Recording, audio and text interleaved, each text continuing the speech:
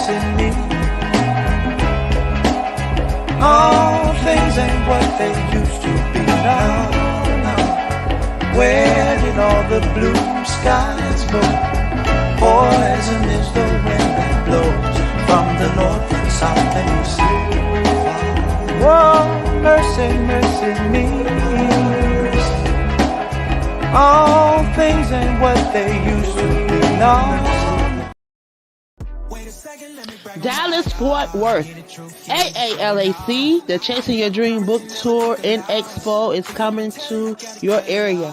Mark your calendars, May 18th, 11 a.m. to 3 p.m. Central Standard Time. We have some amazing authors, some amazing business owners that's going to be sharing about their brand. We have some workshop facilitators that's going to be coming out. They're going to be teaching on branding, marketing, and networking. I want you to plan to be in the building, to be educated, empowered, and encouraged. Come out, support. Aspiring Authors Magazine is a founding sponsor for Da Crew podcast. Get featured inside the magazine and allow your voice to be heard around the world. Aspiring Authors Magazine is an international magazine founded in May of 2020 by Queen Angela. Get featured. Hello, hello, hello, and welcome to the Crew Podcast. I am the visionary Queen Angela, and welcome to Season 2. I want to thank you for tuning in and for all of your support throughout Season 1. We're back, them Divas of the Airwaves. So thank you for joining us tonight. Share this with someone in your circle. Because I'm back. Welcome to the SC BOOKGAL and Friends Chat. We're going to be talking about the latest in book reviews, author interviews, and life. Come on in and join us. We're ready. Are you? I know you like that. How long you been back, man? I see the girls in the club, they're getting wild for me. And all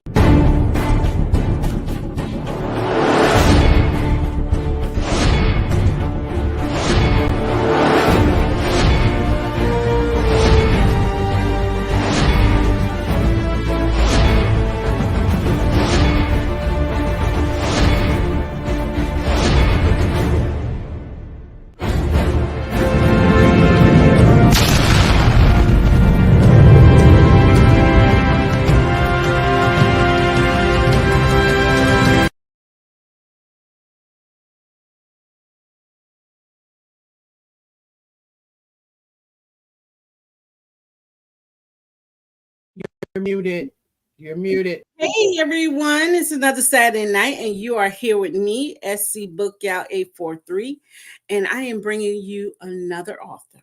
So now, this author is going to help us with our relationships. Y'all know we all have those little problems with intimacy and unsuccessful marriages and how to get deep and satisfying with your partner. So she's going to give us some tips. Our author tonight is Miss Alexandria Stockwell. Come on up, sweetheart. How are you? I'm great. Such an honor to be here with you. Thank you for being here tonight. And this is like a total refresher for my show because we've really never talked about relationships. Because, I get that a lot. I mean, I'm on relationship shows and do interviews on podcasts and different things, but there are lots of people who their first step into this territory in their professional context is with me. So welcome to the club. Okay. Well, since we are welcoming each other, tell us a little bit about yourself. All right. Well, let's see. I am a physician and I've been practicing medicine for, a while. And lots of different things happened, and I ended up transitioning to become an intimate marriage expert, a relationship and intimacy coach. I've been married for 28 years. We have 4 children, and I love what I do. I love helping people really transform their relationships in beautiful ways. And so I wrote a book about my method so that anyone who wants to read or listen on Audible can easily upgrade their relationship. Okay, so you are say the whole title for me, and I would like you to break it down because I've never heard Okay. of. Well, the title I didn't say, which I also use, which is here on the screen, is The Intimacy Doctor. But what you're asking me about is Intimate Marriage Expert. And honestly, I made up that name because so often, if you look for relationship advice, there's tons of relationship advice available for people who are dating, for people who are looking for someone. And there's also sort of clinical, dry, expert opinions about how to have a better marriage. And you think they're talking about which kind of oil to use when you change the oil in your car. Like it's not about what we're talking about. Okay. And you know, and there also are I think a lot of religious leaders who have a lot to say about relationships. And it's not that I necessarily disagree, but I find it's always incomplete. And so I coined the term intimate marriage expert because I want people to know that's what we're talking about. Yes, we're talking about communication, emotional connection, conflict resolution, how to really be on the same team. And we're also talking about the juicy things about intimacy with our bodies as well as our minds and our hearts. And it's the whole thing. And so often people assume if you're married, the best you can hope for is for the passion to kind of taper off, hopefully slowly, but definitely inevitably. And that is not true. Thank you for saying that because I understand that. Went through that with round one. So I'm totally seeing what you're coming from. So uncompromising intimacy. What made you want to write this book? What says this needs to be read by anyone who touches this book? Yeah, I have, well, I really am committed to the mission of transforming the cultural narrative around long-term relationships so that the kinds of things I'm saying are understood. And one of the best ways to do that is to write a book because people can read it on Kindle, they can get the paperback, they can listen on Audible, really all over the world. It's a very small cost with a very big positive impact if people actually use what they learn. And I can't talk to everybody. I don't have time in the day, and people aren't really motivated to be able to talk to enough people. So one of my I have two motivations for writing. One of them definitely is to be able to reach more people with what I have to say. That's one. The Okay. other is that what I have to say is not available anywhere else. This is Ooh. my material. I've done a lot of different trainings as well as personal experience and coached probably now thousands of couples. And what I have to say, if I didn't write it and put it in my book, it just would not be available. I'm not saying something that's been said before. Oh, now see, I love the fact that you said that it is a small cost, but the outcome is just tremendous. I like that because a lot of people would not think of it that way. No? I mean, To me, it seems, how would people think about it? I think what you just said is like getting this book is like an investment into your relationship. Oh, I definitely believe that. I don't know, it's like $12, $13 on Amazon and Audible. It depends if you pay directly or use a credit. But I hear from people whose lives have been transformed because they read my book and used what's in there. And I've heard that from people who've been married for 35, 40 years. I actually have heard from a number of men in the military. And Wow. I don't actually refer to the military one way or the other in my book. It's not about military relationships, but men in the military who yearn to have a better relationship with their wives. And I think being a military spouse is so challenging for like so many reasons that I think are just obvious if you think about it, including the fact that you don't know when someone's going to be deployed, when they come home. Yes, it's so great to reunite, but they've had experiences that are not so easy to integrate. I just have so much gratitude for anyone in the military and any military spouse. That is so true. And it's just so interesting to me. Like I'm touched. I'm grateful. I wasn't aiming for this, but I'm so glad. You know, I've heard from multiple people who, you know, I don't know where in the world they are, in the Middle East or wherever they are, but they can read my book where they are, stationed in Germany or stationed in North Carolina. They can read my book, spend $12 that really fits most people's salaries, and what they get if they actually integrate the learning is amazing. In fact, I have a couple that I've coached.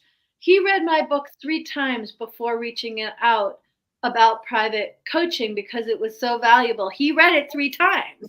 So it seems like you got a lot of nuggets in this book that we're talking about. If we can pick one part, let's say in the first 2-3 chapters, what would be that, I like to call it that aha moment, that one that sticks out, that gives you that, oh my God, what would be that nugget or moment in your book, Uncompromising Intimacy? Okay, I'm going to give one that's super short and one that's a little bit longer. I know you asked for one, but here we go. Okay, so what I want to do is actually explain the title, right? So the title is Uncompromising Intimacy. And that is because throughout the Western world, far and away, the most common relationship advice that's given to have a successful marriage is you have to be good at compromise. If you want to be happy in marriage, you have to be really good at compromise. And that is completely wrong. Well, hold up, huh? If what you want is a kind of bland, dehydrated, pleasant companionship, then compromise is great. But if you want a juicy, passionate, connected, alive relationship that continues to evolve with the years and the decades, then it's uncompromising intimacy. And what I want to say is that when people hear the word uncompromising, they sometimes go to, oh, I always get my own way. It's like a rigid attitude. And that's not how I mean the word at all. I think of compromise in the context of a relationship as withholding what you want, withholding how you feel, withholding something of significance inside you so that your partner is more comfortable. And uncompromising intimacy is about sharing the truth of who you are, what is real for you, what you desire, but learning to do that in a way that your partner can actually hear it and meet you there. So uncompromising intimacy and what my book is about is not about like trimming off the parts of us that are uncomfortable for our partner. Instead, it's about embracing our fullness and what we want and learning how to bring it into the marriage. Because wow. I've been down that road twice, and I've never heard nobody say it like that. But you connect, you know what I'm talking about like having to put yourself in a box that isn't who you really are. You don't feel comfortable in that box but No, you're in that box because you feel that you're supposed not to. so many term this is your place, but yes, like you're supposed to. So wow. You know what? We're going to take a break real quick. She just blew my mind. I think we need to let that marinate. So we're going to take a break and we're going to come back and we're going to get more into this, you guys. Stay tuned. Sounds good. Mind blown, like literally blown. At Wings of Transformation Publishing, we are committed to helping our authors reach their goals and pursue their dreams of becoming published authors. We work closely with each author to ensure a successful publishing experience, and we are dedicated to helping them tell their stories in the most meaningful and impactful ways. We look forward to putting you on the path to writing your book.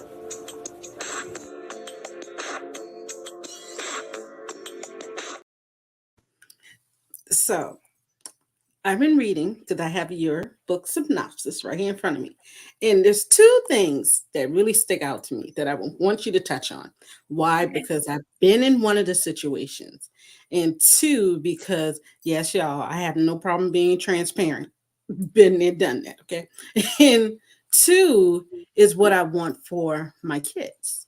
One, you said move from a sexless and affectionate star to cherish and adored. What do you mean by that?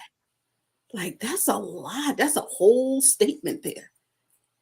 It is, and it really connects with what I was saying before because, you know, how we are in our day-to-day interactions, compromising, holding back, being the way we're supposed to be, even if it's not authentically how we feel. There's no magic switch that when we get to the bedroom, we can flip it to be fully expressed and totally in it in the way that's necessary for passionate gratification.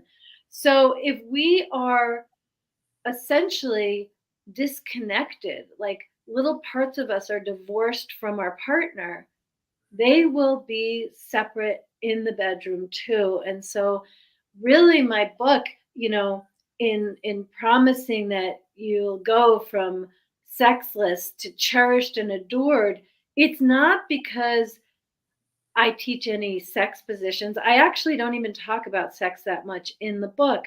It's about how to create the authenticity and make room to accept yourself and your partner and communicate in a way that creates emotional intimacy, because in a long-term relationship that's a prerequisite for really great passion. Yes. Now, that emotional intimacy. Yes. You're so right on that. So right. And then the second one, you have to be a role model for your kids so they can know what a great relationship looks like. Now, for me, I have a 21-year-old and I have a 9-year-old. So there's a big age gap.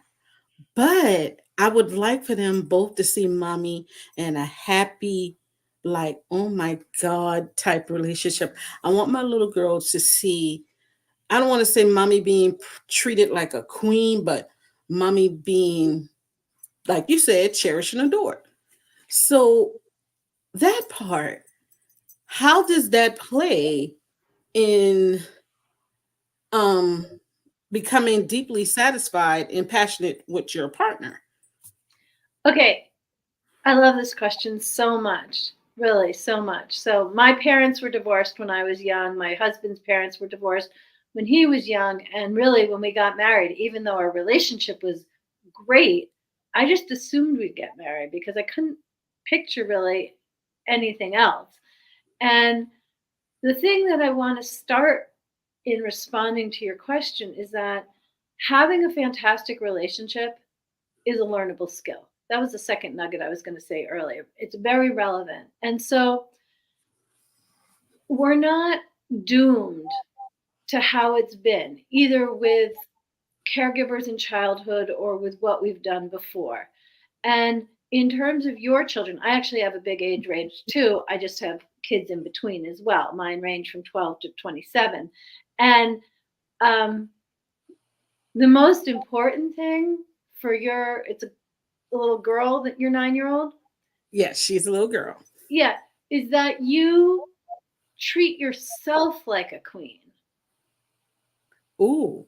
That is the best way to show her how she should treat herself and expect any future partner to treat her. And I just want to tell you, when my daughter was 9, that really woke me up and was a very important part of my growth too. Because I just thought, if she spends another 9 years living with me and I'm compromising and sacrificing myself in all kinds of ways, there's no way that she's gonna leave home her radiant, joyful, amazing self the way she was at the age of 9. And that is what lit a fire under my ass, because I wasn't actually motivated to do this for myself initially. Now I'm into it. Wow. I'm proud of me. I'm so proud of me. I stopped compromising. I am so proud of me. You know what? I had to give myself a little pat on the back because I actually got out of something because I was compromising. And now, you know what? You holding out on us. This book is, so the book was published in 2020, but it reads like it was published like a couple of months ago. It's so relevant to this time that we're in. Since we're talking about publishing, I have to tell you, it actually was published on it was released on Amazon in December 2019, and then on Audible in either February or March of 2020. And I've never run ads to it. I mean, on my own website, you can sign up for the first chapter for free, and then subsequent emails invite someone to buy the rest. So really, anyone who wants just the first chapter can easily do that. But I sell books most days, not that many. You know, maybe it's 5 one week, 7 or 8 another week, but I have a steady sale of my books without really doing much to make that happen. And I think it's because of what you just said. I mean, it is in the show notes of my podcast, and as I say, it's on my website, but I don't have like massive traffic to my website. That's not why those sales are happening.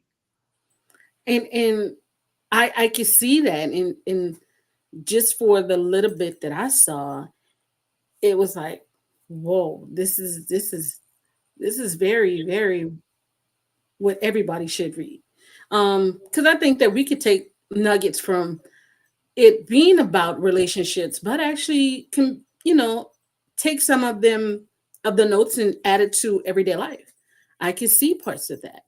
So yes, I have to say that I really love the people. Like, I have a special fondness for the people who've read my book and applied the principles in other relationships with stepchildren, one with a PhD advisor, like, just because, it's not about sex positions. It's about how to honor yourself while in relationship with someone else, and how to make room for the other person to also feel respected and honored. So it's like me bringing my best foot forward, them bringing their best foot forward, but us respecting each other best foot. Absolutely. And sometimes people like to think, well, I'll put my best foot forward if he then puts his best foot forward, in a heteronormative context, but it doesn't work that way. Someone has to go first. Someone has to do it. Someone has to upgrade the culture of the marriage. And if it's transactional, it's just not as effective. If it's like, well, if I do this, then you do that. No, you just do it because that's the kind of woman you want to be, such that it becomes irresistible for him to show up differently as well. But it's not like, okay, I'll do this, and once you do that, then I'll do this. No. That is not uncompromising intimacy. That is transactional intimacy. which has a place, but it's not what I'm teaching.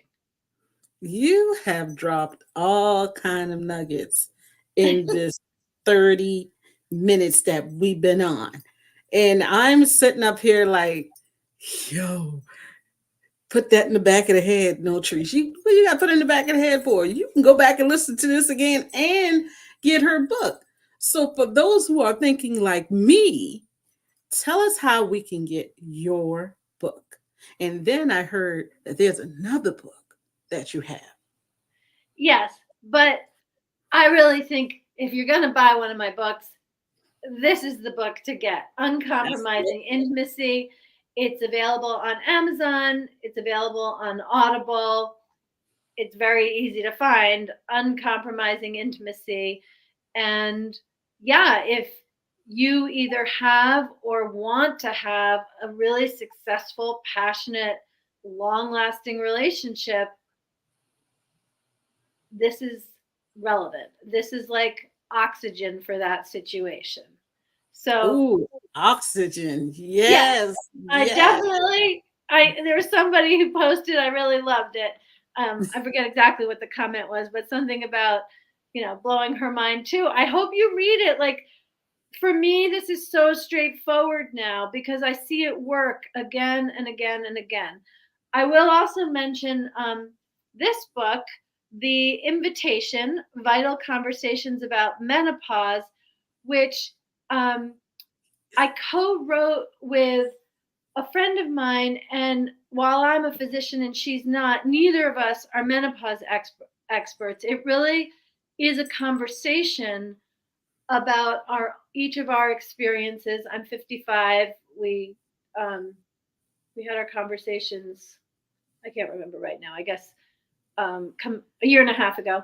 And she's a few years younger, but we talk about our own experience and also about what it is to, how menopause affects relationships and career and friendships with other women and parenting and sex and just like our relationship with our partners. We interviewed a number of women who've had really challenging times and described the two of us, menopause actually has not been complicated. It's been more empowering. And really the main purpose of this book, The Invitation, Vital Conversations About Menopause, is to have these conversations.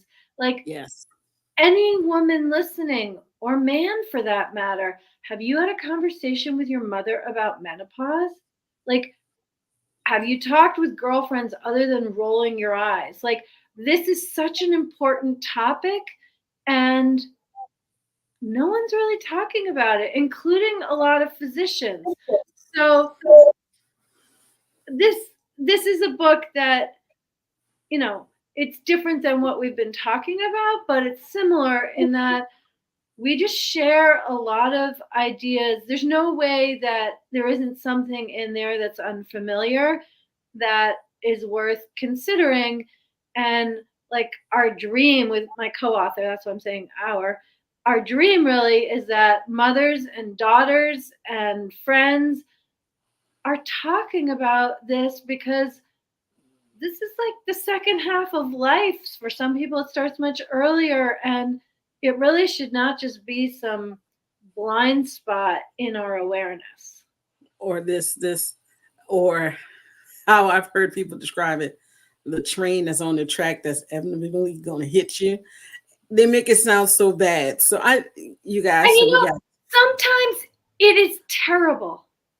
But sometimes it's pretty straightforward, and sometimes it's delightful, and sometimes it's hard, and sometimes it's variable. Like, I haven't really thought about it until this moment, but like, I can't think of any particular condition. Well, maybe birth is this way, quite frankly, but other than birth, where there's such a variety of experiences and they're all essentially normal. I mean, some benefit from treatment, some benefit from better bedside manner from caregivers, some benefit from more education, but that it's all within the realm of what happens in our society. You know what? Thank you for writing both of them. Because we all know both of them. Thank you, Ms. Stockwell, for being with us tonight, dropping all type of nuggets and knowledge for us. You guys, you know you can always go back and catch the replay. If you look at the bottom, we have all her links that are available. And she was even nice to say we can read chapter 1. So let's go ahead and not read chapter 1 and just go ahead and buy the whole book. And it's on Audible. So if you're doing a little walking in the morning or your moments of meditation, you got something else you can listen to. But Ms. Stockwell, we thank you for joining SC BOOKGAL and Friends tonight. I'm going to let you end this out. Is there anything you would like to say to your new readers, your old readers, and your future readers? Keep learning, because there's always something worthwhile, so you can have more pleasure in your life. You know what? That is beautiful. That needs to be a Hallmark card, a statement, a meme, something, because every day you can learn something new. So, hey, thank you, thank you, thank you. You guys, it's another Saturday night in the book. Hold up, we got a question. Would you recommend your book in a book club? Yes, although I will say that, absolutely yes. And some people are comfortable being more explicit, and some people are comfortable being less explicit. And I just think you want to be clear what's going to work for the members in the conversation. It's not necessary to actually talk about sex. It really is about how to show up for one another in the relationship. But yeah, I think that would be amazing. I have one more caveat. So the subtitle is Turn Your Unfulfilling Marriage into a Deeply Satisfying, Passionate Partnership. And I have to say, I wouldn't do this again, but I succumbed to the marketing people who said, you have to talk about like how terrible it is. You have to emphasize the pain point. So the subtitle is Turn Your Unfulfilling Marriage into a Deeply Satisfying, Passionate Partnership. And I've had people read this book who have great marriages and want them to be better. There's always better. And their husbands see the book and they're like, do you think our marriage is unfulfilling? So just a caveat that, people can draw conclusions, but I'm just giving you ways to really win, because in terms of the actual book club, I think it would be superb. Well, there you go. You have your answer. Again, thank you for joining us tonight. We are going to share this with everyone that we know. And you have a beautiful evening, my sweetheart. Thank you for such a delicious conversation. I appreciate it. Thank you. So again, you guys, another Saturday night, another author, another book added to your Be Read list. And I will catch you back next week, Saturday.